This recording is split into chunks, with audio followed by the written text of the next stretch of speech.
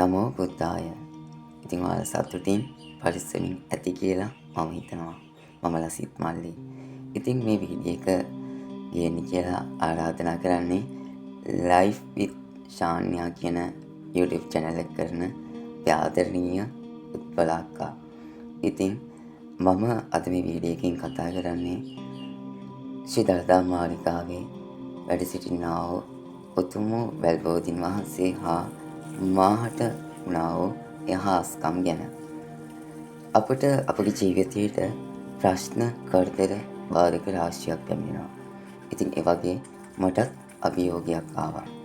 ඒ තමා මම 2019 පත්වීම් ලබන කාලේ මට ඉතින් මගේ මාස 3ක වැටුපක් මුල් පත්වීමත් සමග හිමිවීම නැති වෙලා ගියා.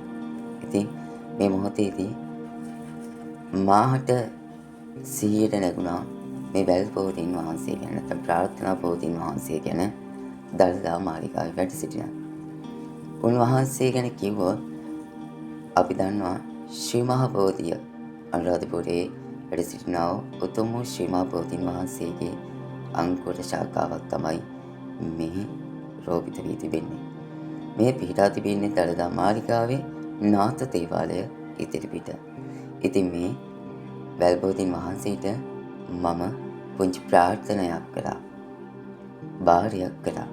ඒ තමා මගේ වැටුප අද දවසේදී මා යන ඒ ගමන සාර්ථක වී මාහට හිමි වැටුප ලැබෙන්න කියා මම ප්‍රාර්ථනා කළා.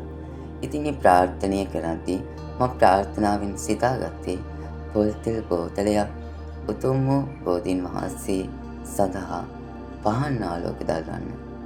ඒ විදිහටම මම ප්‍රාර්ථනාව ඉෂ්ට කරලා මායි මගේ ආදරණීය මව්තුමියත් සමග කලාප අධ්‍යාපන කාර්යාලයට මහනුවර ගියා. ඉතින් කියන්නේ සතුටුයි. එදිනම ඒ හිමි වෙන්න තිබ්බ වැටුප චෙක්පතකින් 2019 මට ලැබුණා. ඉතින් බලන්න කොච්චර හාස්කම් තියනවද. ඉතින් ඒ පාරිය මම පොල්තෙල් බෝතලයකින් පහන් ආලෝක දල්වන්න හිතුණා.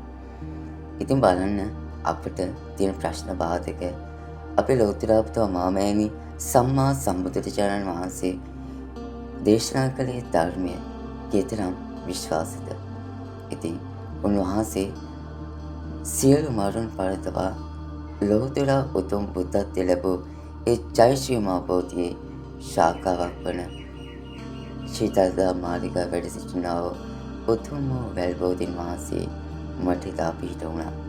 ඉතින් ආදරණීය ඔබට ප්‍රශ්න කරදර ඇති. ඉතින් ඔය වගේ දේවල් වලදී ඔයාලට පුළුවන් පුංචිම පුංචිව ප්‍රාර්ථනාවක් ගෙදර වුණත් සිතලා සිතින් මෙනෙහි කරන්න.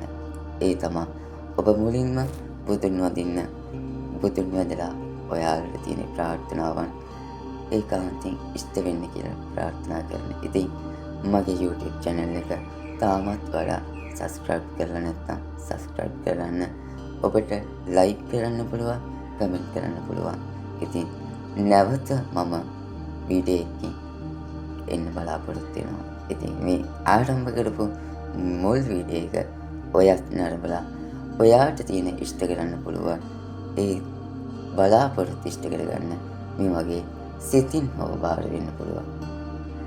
ඉතින් ඔයාලා ඔක්කොටම තෙරුවන් සරණයි. සතුටින් පරිස්සමින් ඉන්න.